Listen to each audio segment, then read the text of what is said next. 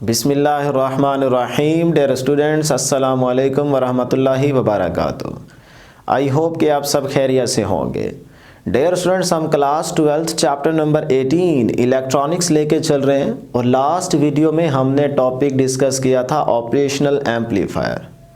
याद रहे, हमने लास्ट वीडियो में ऑपरेशनल एम्पलीफायर के बेसिक्स को डिस्कस किया था और हमने ये बात भी की थी कि हम ऑपरेशनल एम्पलीफायर को यूज़ करेंगे as an inverting amplifier, as a non inverting amplifier, as a comparator और comparator as a night switch. तो उन्हीं में से आज की इस वीडियो में जो हम टॉपिक डिस्कस करने लगे हैं वो है operational amplifier as an inverting amplifier. और इसी वीडियो में हम इसके बाद डिस्कस करेंगे operational amplifier as a non inverting amplifier. और फिर इस वीडियो के लास्ट में हम एंट्री टेस्ट के पॉइंट ऑफ व्यू से इन टॉपिक से रिलेटेड कुछ इंपॉर्टेंट एमसीक्यूज भी डिस्कस करेंगे। याद रहे dear students, operational amplifier as an inverting amplifier और as a non inverting amplifier board के पॉइंट ऑफ व्यू से इस चैप्टर के इंपॉर्टेंट लॉन्ग क्वेश्चंस हैं। तो मैं उम्मीद करता हूं कि आप ये वीडियो लास्ट तक ज़रूर देखेंगे और साथ साथ चीज़ें नोट करते जाएंगे। तो डियर स्टूडेंट्स, स्टार्ट करते हैं operational amplifier as an inverting amplifier के टॉपिक को। तो टॉपिक के नाम पे गौर करें, इन्वर्टिंग एम्पलीफायर मतलब ऑपरेशनल एम्पलीफायर को यूज़ करेंगे और इन्वर्टिंग टर्मिनल पे हम इनपुट सिग्नल अप्लाई करेंगे। तो डियर स्टूडेंट्स, सबसे पहले सर्किट डायग्राम। यहाँ पे हमारे पास ऑपरेशनल एम्पलीफायर का सिंबल यूज़ किया गया है जिसमें दो इनपुट टर्मिनल्स, एक इन्वर्टिंग इनपुट टर्मिनल और दूसरा नॉन इन्वर्टिंग इनपुट टर्मिनल और तीसरा यहाँ पे आउटपुट टर्मिनल।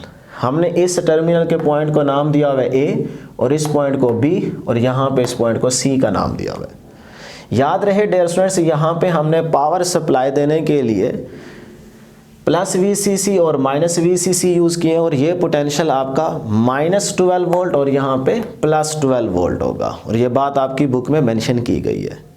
इसी तरह हमने आपको ये बात भी बताई थी कि जो आउटपुट है वो प्लस VCC और माइनस VCC के बिटवीन लाई करेगी।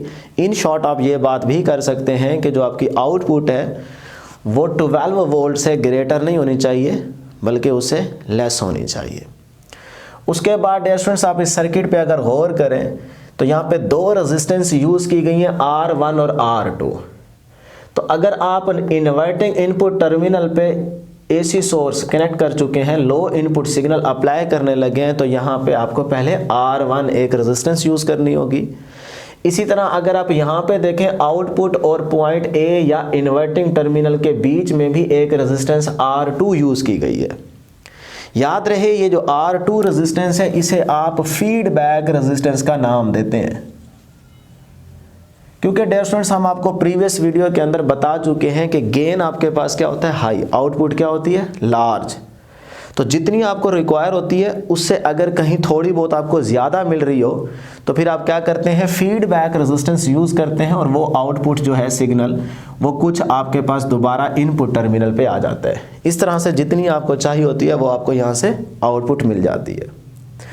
उसके बाद डियर स्टूडेंट्स, यहाँ पे जो R1 रेजिस्टेंस यूज़ की गई है इसे आप R इन रेजिस्टेंस भी कह सकते हैं, यानी कि इनपुट रेजिस्टेंस। लेकिन याद रहे ये इनपुट रेजिस्टेंस कौन सी है, क्योंकि आपने ऑपरेशनल एम्पलीफायर की कैरेक्टरिस्टिक्स में फर्स्ट कैरेक्टरिस्टिक्स ये पढ़ी थी, हाई इनपुट रेजिस्टेंस। तो अगर मैं यहाँ पे R1 ना लिखूँ, डायरेक्ट R इन लिख दूँ, तो कुछ स्टूडेंट्स ये समझ लेते हैं कि शायद जो वो इनपुट रेजिस्टेंस थी ना ये वही इनपुट रेजिस्टेंस है। नो डियर स्टूडेंट्स, यहाँ पे जो हाई इनपुट रेजिस्टेंस थी उसको भी आपने R इन से डिनोट किया था, लेकिन वो बहुत हाई थी, जिसकी वजह से ना तो आपका करंट इधर जा सकता है और ना ही ये इधर का करंट इधर आ सकता है। यहाँ पे हमने इनपुट रेजिस्टेंस यूज़ की थी जिसकी वैल्यू क्या थी, हाई। लेकिन ये जो इनपुट रेजिस्टेंस है ना ये आपके पास एक्सटर्नल इनपुट रेजिस्टेंस है, तो आप इसको R1 कह लें तो ज़्यादा बेहतर है। लेकिन अगर आप इसको R इन इसीलिए कहते हैं क्योंकि यहाँ पे आपने इनपुट वोल्टेज अप्लाई की हुई है, तो जिसकी वजह से आप इस रेजिस्टेंस को R इन कह सकते हैं। लेकिन ये कौन सी होगी, external, external input resistance, internal input resistance नहीं होगी।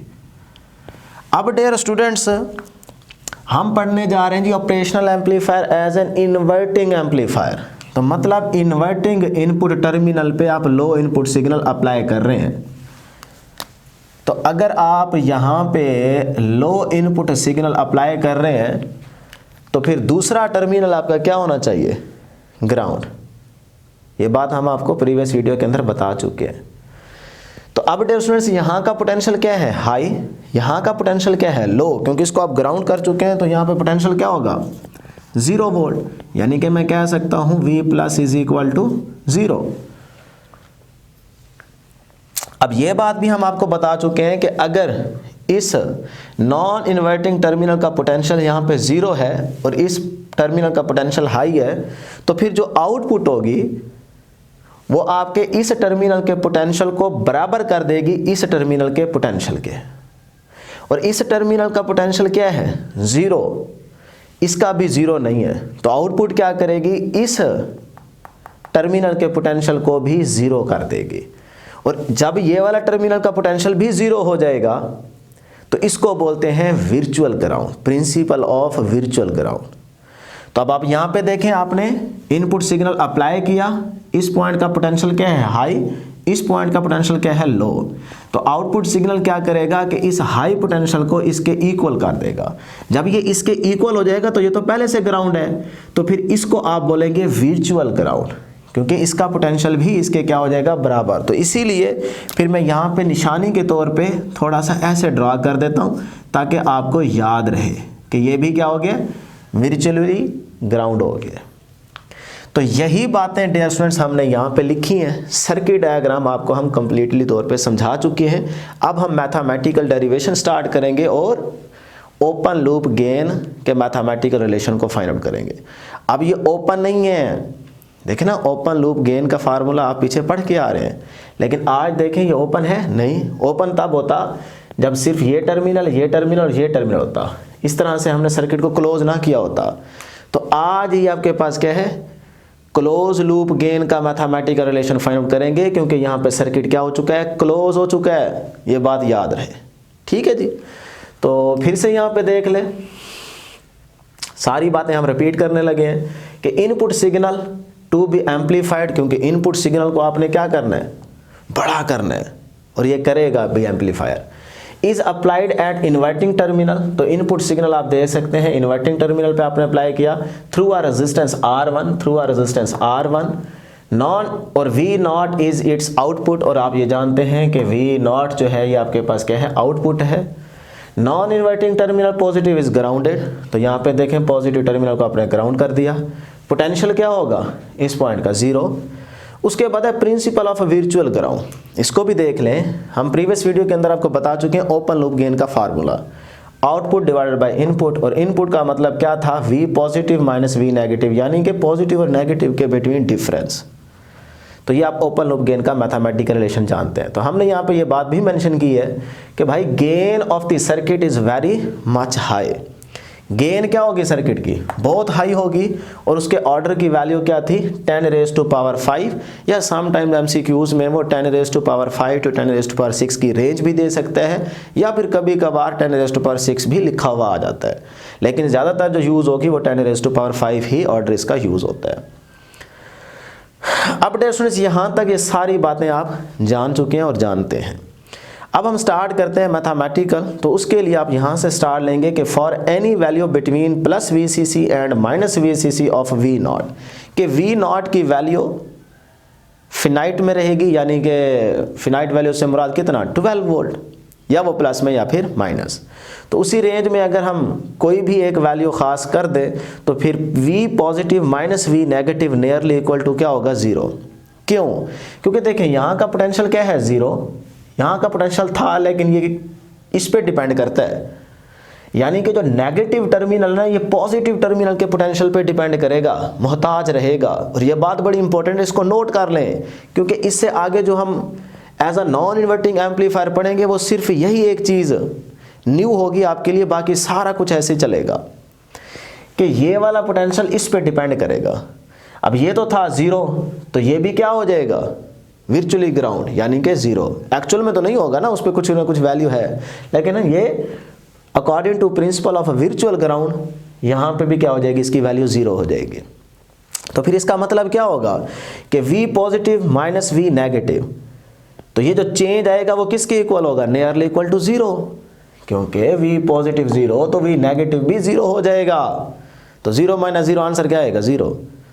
तो डिफरेंस 0 आ गया ना, तो इसका मतलब ये वाली वैल्यू नियरली इक्वल टू 0 हो जाएगी। तो ये बड़ी इंपॉर्टेंट इक्वेशन आ गई है। किस कंडीशन पे, इसी कंडीशन पे, वर्चुअली ग्राउंडेड की कंडीशन पे, कि V positive minus V negative is equal to 0। फिर आप यूं भी कह सकते हैं कि देखें, ना तो करंट इधर आ रहा है ना इधर जा रहा है, तो इसका मतलब यहां पे क्या है, potential difference 0 due to high input resistance, क्योंकि यहां पे तो हाई इनपुट रेजिस्टेंस तो है ना, जिसकी वजह से ना करंट इधर जा रहा है ना इधर जा रहा है। तो फिर बात वही नहीं बन गई कि जब पोटेंशियल डिफरेंस है ही नहीं तो इसीलिए करंट ऊपर नीचे नहीं जा सकता ना, तो फिर पोटेंशियल डिफरेंस क्या है, 0। तो ये क्या लिखा हुआ है, potential difference nearly equal to 0। Clear हो गया जी, दोनों तरीकों से आप बात कर सकते हैं। तो जब ये पोटेंशियल डिफरेंस 0 है तो फिर मैं कह सकता हूं कि V positive nearly equal to V negative, दोनों का पोटेंशियल क्या होगा, नियरली इक्वल होगा। ठीक है, तो सिंस जब ये बातें जानते हो ना, इसीलिए सिंस लगाया जा रहा है। सिंस कब लगाते हैं, जब कोई चीज़ या कोई बात आप पहले से जानते हो और उसे दोबारा आप डिस्कस करने लगे हो। तो क्या कहता है, V positive is at grounded, तो आप जानते नहीं है कि V पॉजिटिव पहले से ग्राउंडेड है। Okay, so V negative is virtually at grounded, तो अगर V पॉजिटिव ग्राउंडेड है तो फिर V नेगेटिव वर्चुअली क्या कर दिया, हमने ग्राउंड कर दिया। Clear, this implies that V negative nearly equal to 0, तो V नेगेटिव भी क्या हो जाएगा, नियरली इक्वल टू 0 हो जाएगा। तो यहाँ तक किसी स्टूडेंट को कोई मसला नहीं होना चाहिए, क्योंकि हम आराम से बड़ी डिटेल में चीज़ें डिस्कस करते चले जा रहे हैं। तो अब आ जाएं डियर स्टूडेंट्स यहाँ से मैथमेटिकली। तो ये बड़ी इंपॉर्टेंट इक्वेशन थी, इसको हमने लिखा इक्वेशन नंबर 1। तो ये भी लिख सकते हैं कि V पॉजिटिव जो है वो nearly equal to V negative है। तो ये दो चीज़ें हम यहाँ पे डिस्कस कर चुके हैं। ठीक, अब हम देखते हैं V पॉजिटिव अगर ग्राउंडेड है 0 तो V नेगेटिव भी nearly equal to 0। So by using KCL, Kirchhoff current law. अगर डियर स्टूडेंट्स आपसे यहीं से अभी स्टार्ट करेंगे, लेकिन उससे पहले दोबारा सर्किट डायग्राम की तरफ आ जाएं। अगर आपसे ये पूछ लिया जाए कि भाई करंट इसी डायग्राम को देखते हुए I2 से 3 किसके इक्वल होगा या उसकी वैल्यू क्या होगी, ये मैं हिंट दे रहा हूं, लेकिन MCQ जब बन के आएगा तो आपको पता चल जाएगा। तो I2 से 3 का मतलब क्या है, इसकी वैल्यू क्या रहेगी। गौर करें डायग्राम पे, तो ना कोई 2 नज़र आ रहा है ना कोई 3 नज़र आ रहा है ना। नहीं डियर स्टूडेंट्स, कल आपने इंटीग्रेटेड सर्किट पढ़ा था, उसमें जो 8 पिन्स यूज़ की गई थी वो उसकी निशानी आपको हमने याद करवाई थी और कहा था कि भाई ये याद रखें जैसे हम आपको बता रहे हैं। तो 2 और 3 वाली पिन्स का मतलब क्या है कि 2 वाली पिन थी इन्वर्टिंग और 3 वाली नॉन इन्वर्टिंग। तो वो पूछ रहा है करंट 2 से 3, क्या 2 से 3 आएगा करंट। अभी हमने कहा ना, क्योंकि हाई इनपुट रेजिस्टेंस है, ना इधर का करंट इधर आ सकता है ना इधर का उधर जा सकता है। तो इसका मतलब यहां पे 2 से 3 कह लें या 3 से 2 कह लें, वैल्यू 0। क्लियर है जी। तो उसके बाद अगर इस रेजिस्टेंस के थ्रू करंट देखें I1 है, सपोज कर लो, क्योंकि यहां से तो करंट जाएगा ना, R1 के थ्रू करंट जरूर गुजरेगा और इसी तरह R2 के थ्रू भी करंट पास होगा और वो करंट क्या है, I2 लाजमी होगा।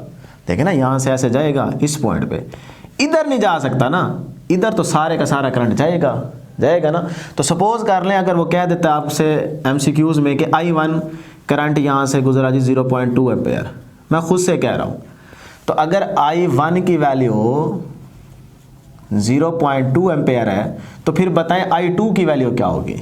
तो फिर आप याद रख लें या रट्टा मार लें, I2 भी क्या होगा, 0.2 एम्पेयर ही होगा, क्योंकि इधर तो जा नहीं सकता, तो सारे का सारा करंट इधर से ही गुजरेगा। ठीक। और वैसे भी आपने एक चीज देखी अभी कि भाई इधर का इधर नहीं जा सकता, इधर का उधर नहीं जा सकता, तो करंट क्या होगा, इक्वल ही होगा ना। इक्वल नहीं हो जाएगा, इक्वल ही होगा। तो फिर मैं कह सकता हूँ कि I1 जो है वो I2 के बराबर होगा।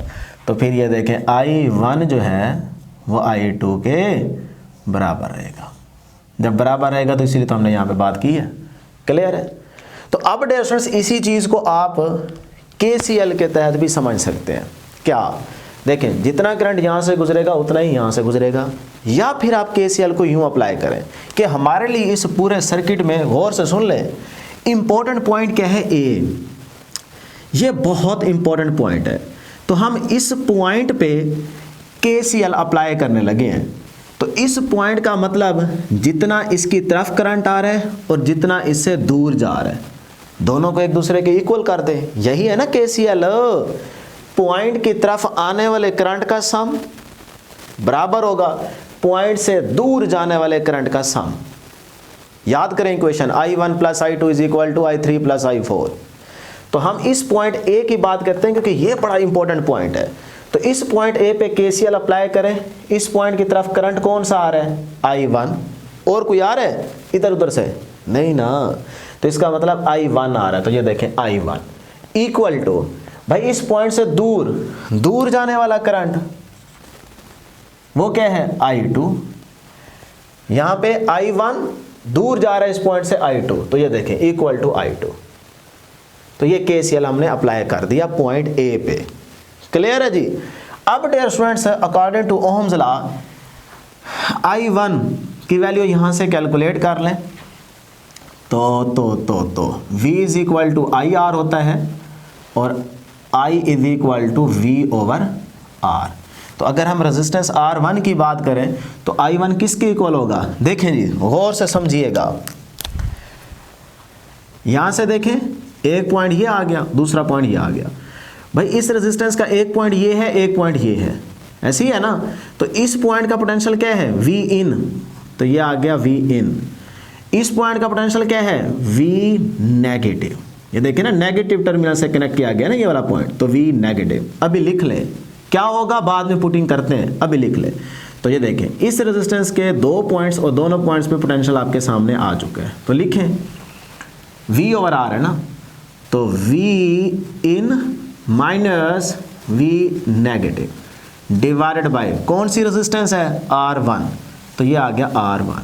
क्लियर है जी?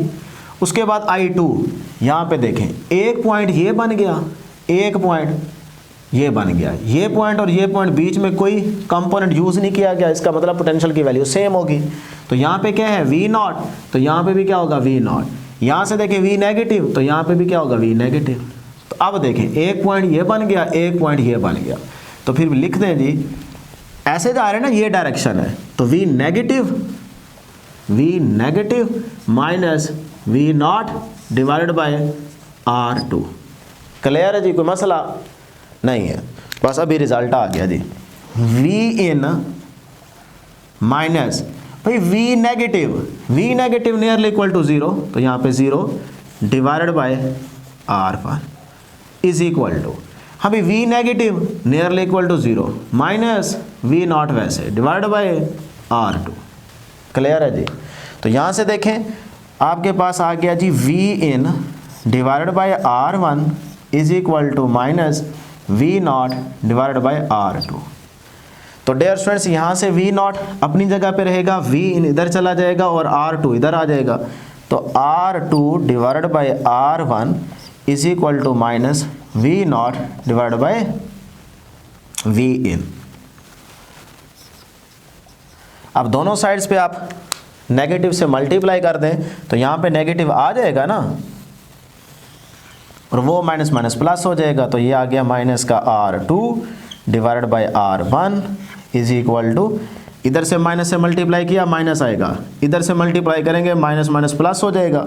तो ये आ गया V naught divided bye V in. अब आपको याद होगा V out over V in क्या था? गेन था ना, गेन। लेकिन आज देखें यहाँ पे सर्किट क्या है? क्लोज। तो ये कौन सा गेन आ गया? क्लोज लूप गेन आ गया। तो फिर उसको हम रिप्रेजेंट करते हैं G से। तो फिर मैं यहाँ पे लिख देता हूँ कि ये वाली चीज़ हो गई G के इक्वल। तो G is equal to minus का R2 डिवाइड बाय R1।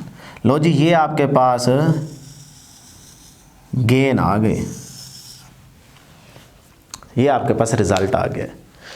तो अगर आप इस रिजल्ट पे गौर करें तो मैं फिर कह सकता हूँ, रिमेंबर 2 पॉइंट्स बड़े इंपॉर्टेंट हैं कि नेगेटिव साइन शो कर रहा है यहाँ पे output signal is 180 degree out of phase with respect to the input signal.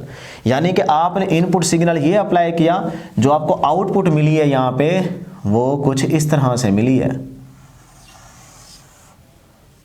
ऐसे कि फेज शिफ्ट कितना आया 180 का, और सिग्नल थोड़ा सा लार्ज भी हो गया है। यहाँ पे लो इनपुट सिग्नल, यहाँ पे हाई इनपुट आउटपुट सिग्नल मिला, और साथ में फेज शिफ्ट भी कितना आया 180 का। ये कौन बता रहा है? ये नेगेटिव साइन बता रहा है कि फेज शिफ्ट कितना आ रहा है 180 का आ रहा है।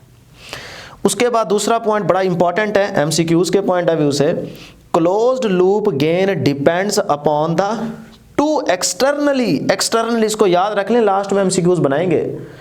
Externally connected resistance R1 and R2, यानी कि ये जो क्लोज लूप का गेन है ये सिर्फ और सिर्फ दो रेजिस्टेंस पे डिपेंड कर रहा है।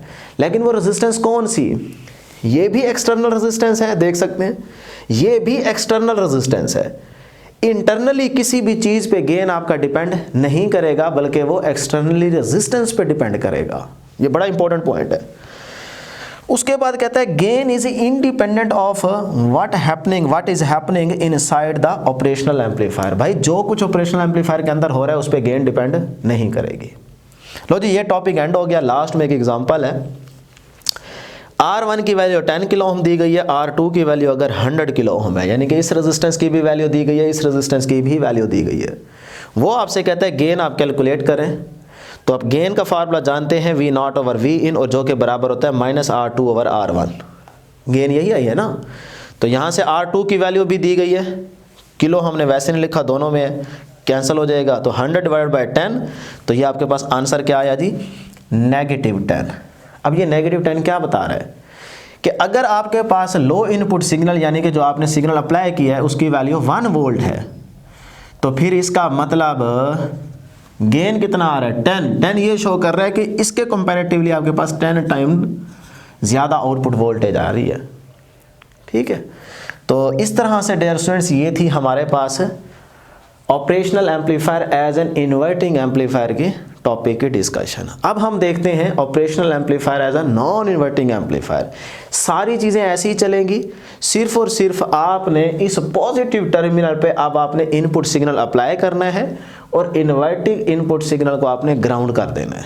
और फिर जो इंपॉर्टेंट पॉइंट होगा वो यही होगा कि नेगेटिव टर्मिनल का पोटेंशियल डिपेंड करेगा पॉजिटिव टर्मिनल के पोटेंशियल पे। अब ये क्या था, जीरो, तो वो भी जीरो हो गया।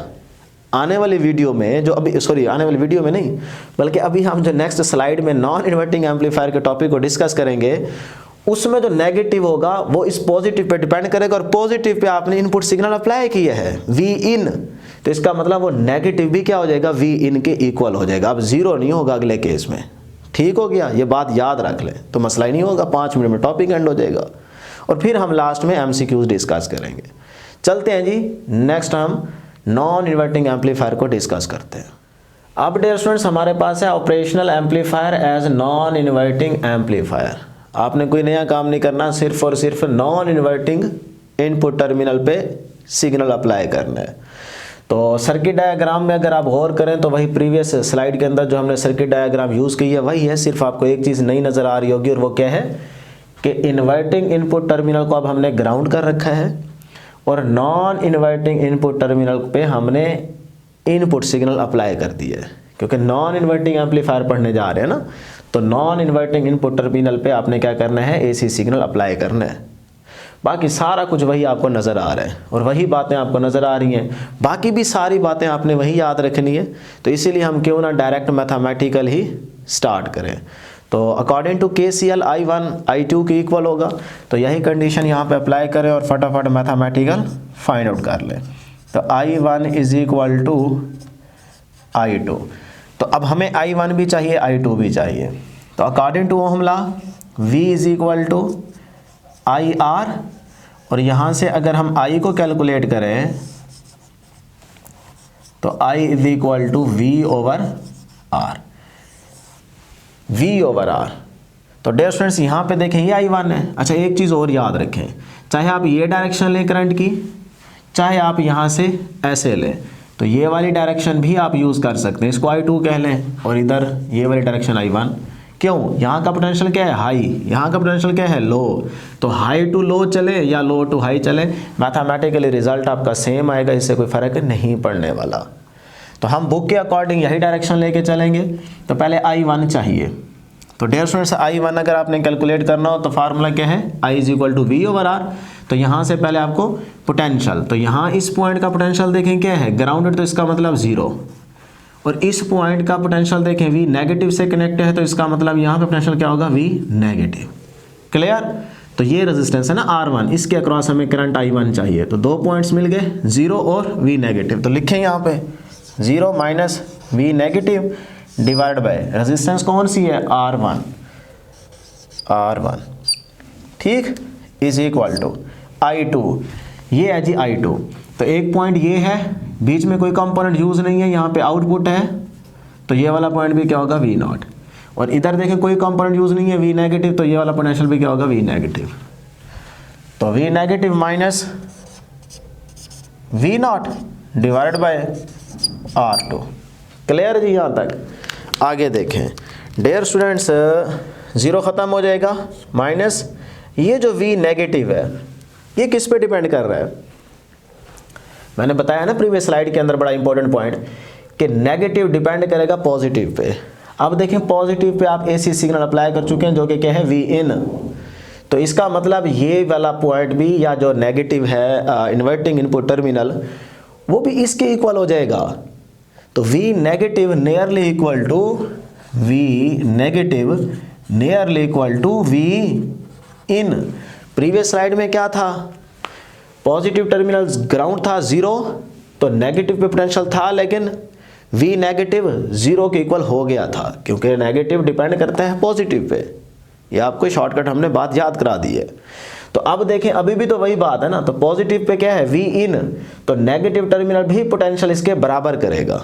तो जब बराबर करेगा तो वो क्या है? V इन, तो V नेगेटिव जो है वो नियरली इक्वल टू V इन के बराबर हो जाएगा। तो फिर यहाँ पे मैं लिख सकता हूँ V नेगेटिव की जगह V in divided by R1 is equal to V negative की जगह V in minus V0 divided by R2।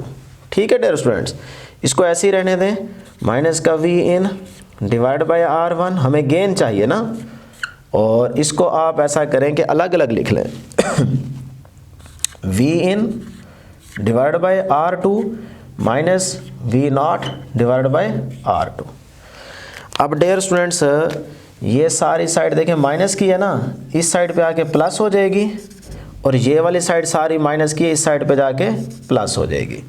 तो फिर मैं लिख सकता हूँ V0 divide by R2 is equal to, इसको वैसे ही रहने दें, अपनी साइड पे V in divide by R2, और ये वाली टर्म नेगेटिव की है तो इस साइड पे आके क्या हो जाएगी? प्लस। तो plus V in divided by R1। यहाँ तक किसी स्टूडेंट को मसला नहीं होना चाहिए। देख लें जी एक नज़र, यहाँ से देख लें, क्लियर है? अब dear students V0 divided by R2 is equal to V in common ले लें, V इन अंदर रहेगा आपके पास 1 over R2 plus 1 over R1। ठीक हो गया? तो अब इसको इधर ले आए, क्योंकि उस साइड पे V इन मल्टीप्लाई हो रहा है, इस साइड पे आके डिवाइड हो जाएगा, और R2 डिवाइड हो रहा है, इस साइड पे जाके मल्टीप्लाई हो जाएगा। तो ये आ गया जी V0 divide by V in is equal to R2 इधर आ जाएगा ना, R2 into 1 over R2 plus 1 over R1। कोई मसला नहीं होना चाहिए। तो ये आगे जी हमारे पास V0 divide by V in is equal to R2 को 1 से मल्टीप्लाई, तो R2 डिवाइड बाय ये R2 वैसे का वैसे, प्लस R2 इस 1 से मल्टीप्लाई होगा, तो R2 डिवाइड बाय R1।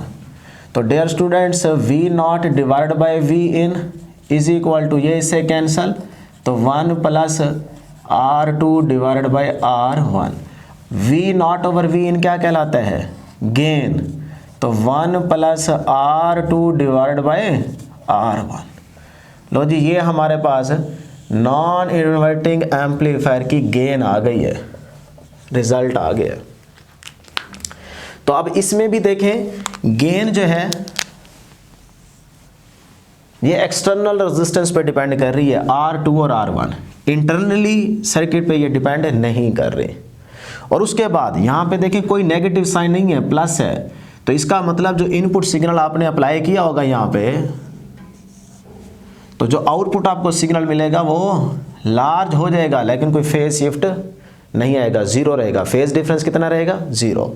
तो वो तीन बातें आपने, मैंने कहा क्या हो गया, तीन बातें आपने यहाँ पे लिख देनी है, ठीक है जी। उसके बाद डियर स्टूडेंट्स, एग्जाम्पल वही जो आपने प्रीवियस स्लाइड के अंदर डिस्कस की है कि अगर R1 की वैल्यू आपके पास 10 किलो ओम है और R2 की वैल्यू आपके पास 100 किलो ओम है, तो आपको गेन चाहिए नॉन इन्वर्टिंग एम्पलीफायर में। तो गेन का ये वाला relation, gain is equal to 1 plus R2 कितने हैं, 100 डिवाइड बाय 10, तो ये आपके पास आ गया 1 प्लस 10 इज इक्वल टू 11। तो गेन क्या आ गया, 11। जितनी बातें आपको पढ़ाई है ना, अब यहाँ से रेट हम MCQs बनाने वाले हैं। तो यहाँ तक किसी स्टूडेंट को कोई मसला है तो एक दफ़ा दोबारा देख लें, फिर उसके बाद MCQs की तरफ हम चलते हैं। तो ये थी डियर स्टूडेंट्स हमारे पास इन्वर्टिंग एम्पलीफायर और नॉन इन्वर्टिंग एम्पलीफायर की डिस्कशन। सोच रहा हूँ मैं कि कोई चीज़ रह तो नहीं कि जो आपको बताना ज़रूरी हो।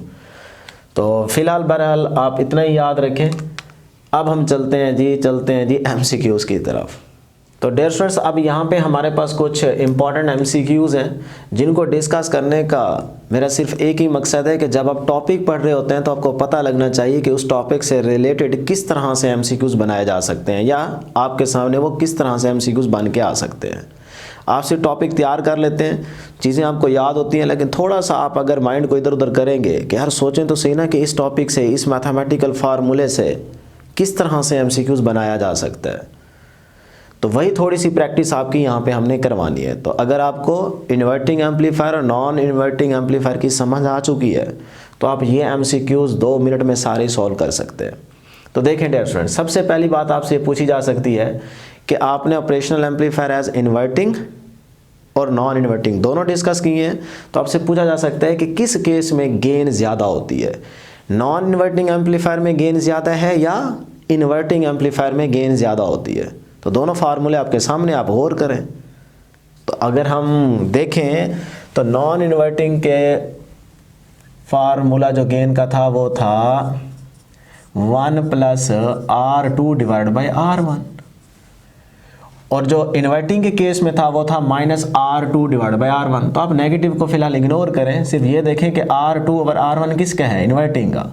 तो ये आ गई gain non inverting is equal to ये 1 प्लस R2 ओवर R1 क्या है, गेन इन्वर्टिंग। ठीक, तो अब देखें इन्वर्टिंग की गेन में 1 ऐड हो रहा है, ऐड, तो ओवरऑल आंसर ये बढ़ जाएगा, और ये आंसर बढ़ जाएगा तो किसका है, नॉन इन्वर्टिंग का। तो इसका मतलब नॉन इन्वर्टिंग के केस में गेन क्या होती है, ज़्यादा होती है। ठीक है, तो अब ये बात आपको याद होगी, जिस तरह की स्टेटमेंट आएगी आप फटाफट MCQ सेलेक्ट कर सकते हैं। पढ़ी है ना ये बात आपने, तो इस तरह से MCQs बन सकते हैं। नेक्स्ट देखिएगा, कहते हैं if R1 infinite R2 0 ohm then the gain of non inverting amplifier. किसकी गेन पूछ रहा है जी, नॉन इन्वर्टिंग ऑपरेशनल एम्पलीफायर की। ऑप्शंस आपके सामने हैं। तो अगर नॉन इन्वर्टिंग ऑपरेशनल एम्पलीफायर का फार्मूला देखें तो वो आता है जी gain is equal to 1 plus R2 divide by R1 is equal to, dear students 1 वैसे प्लस R2 की वैल्यू क्या है 0 डिवाइड बाय R1 की वैल्यू क्या है इनफिनाइट। तो 0 ओवर समथिंग आंसर 0 ही रहेगा ना, तो 1 प्लस 0, और आपको पता है 0 को अगर हम 1 में ऐड करें तो आंसर क्या होता है 0, है ना, वह नहीं 1 रहता है। तो आपके पास कौन सी ऑप्शन बनती है जी? बीटा। नेक्स्ट है जी हमारे पास नंबर 3 पे एमसीक्यूज, कहता है the closed loop gain of operational amplifier depends on. तो क्लोज्ड लूप का गेन आप पढ़ चुके हैं कि किस चीज़ पे डिपेंड करता है? इंटरनल स्ट्रक्चर पे तो डिपेंड ही नहीं करता, एक्सटर्नल पे करता है। और एक्सटर्नल में क्या थी? रेजिस्टेंसेज R1 और R2। वो पढ़ा के आ रहा हूँ और बता के आ रहा हूँ, तो देखिए उससे रिलेटेड सिर्फ इतना आपसे पूछा जा सकता है। तो internal structure of operational amplifier नहीं, एक्सटर्नल कनेक्टेड रेजिस्टेंसेज, 2 रेजिस्टेंस लगी हुई थी, हाँ जी बिल्कुल ठीक। इनपुट रेजिस्टेंस ना, क्या पता वो इंटरनल इनपुट रेजिस्टेंस की बात कर रहा हो फिर, तो उस पर तो नहीं करता ना गेन आपका डिपेंड। और लास्ट क्या है? Voltage of the power supply. तो कौन सी ऑप्शन बनती है जी? एक्सटर्नल कनेक्टेड रेजिस्टेंसेज पे आपकी गेन डिपेंड करती है दोनों केसेस में, चाहे इन्वर्टिंग का हो चाहे नॉन इन्वर्टिंग का हो। नेक्स्ट देखते हैं जी, the gain of an inverting amplifier is found to be 10।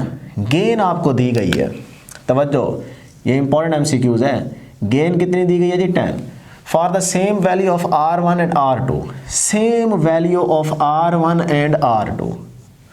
The gain of non inverting operational amplifier is. तो सोचें आप इसको और ऑप्शन सेलेक्ट करें। अब कुछ स्टूडेंट्स क्या करते हैं, कहते हैं भाई R1 और R2 की वैल्यू क्या है? सेम। अगर सेम है तो गेन तो थी 1 + R2 ओवर R1। R1 और R2 सेम, जो भी वैल्यू ले, तो फॉर एग्जांपल 2 इधर 2 इधर, 2 से कैंसिल 1, तो 1 + 1 आंसर आ गया 2। और 2 की तो ऑप्शन ही नहीं नज़र आ रही। लगता है एमसीक्यूज गलत आ गया सर जी। हाँ जी बेटे क्या मसला है? सर एमसीक्यूज की स्टेटमेंट गलत है। अच्छा चलो बहरहाल जी काम करें, हमारा आंसर क्या होता है? वो बेटे काम करें आप, जो कुछ है यही कुछ है, इसको देखें ऑप्शन सेलेक्ट करें। तो बहरहाल जी गेन हमें दी गई है 10 और ये क्या है? R2 over R1। क्या है ये भी तो गेन है ना यार, किसकी? इन्वर्टिंग एम्पलीफायर की। तो अगर आपके पास इन्वर्टिंग एम्पलीफायर की गेन दे दी गई है और वो 10 है, तो यहाँ पे 10 पुट करो, तो 1 + 10, तो 1 + 10 क्या आ रहा है? 11। भाई नॉन इन्वर्टिंग की पूछ रहा है ना, तो क्या आएगा? 11। तो डेल्टा ऑप्शन ठीक है, क्योंकि अभी तो आपको यहाँ पे हमने बताया है और यहाँ पे भी बताया है, ठीक है।